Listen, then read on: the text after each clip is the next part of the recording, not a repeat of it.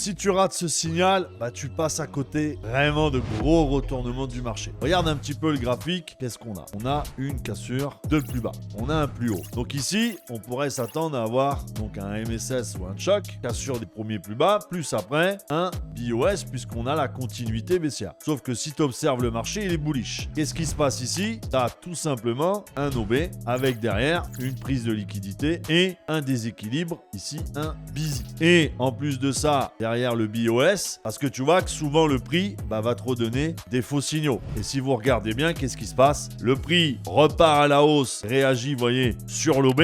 En plus de ça, il fallait attendre ici le retracement dans l'OB, puisqu'ici on avait un OB vendeur avec un déséquilibre et un CB. Qu'est-ce que fait le marché? Il repart et il va monter de plus en plus jusqu'à temps, vous voyez, d'avoir ce mouvement. Il commence à sentir bon, puisqu'on a de nouveau un déséquilibre qui va se former. Regardez juste là. Donc on a notre OB, on a notre déséquilibre. Vous voyez, un petit peu comme tout à l'heure. Là, qu'est-ce qu'on a fait? On a fait notre cassure de plus bas pour l'instant. Là, on a bien notre choc MSS. On a bien notre plus haut ici, pas repris, donc protégé. Et là, qu'est-ce qu'il faut attendre par rapport à tout à l'heure? C'est qu'on revienne bien l'OB. Et maintenant, qu'est-ce qu'il faut faire? On attend le fameux retracement, vous voyez, dans l'OB pour se positionner. On peut mettre le stop au-dessus et le but après va être d'aller chercher de la sell side jusque là. Voilà, TP touché. Vous voyez la grosse différence de ce qu'on avait tout à l'heure qui n'a pas du tout fonctionné.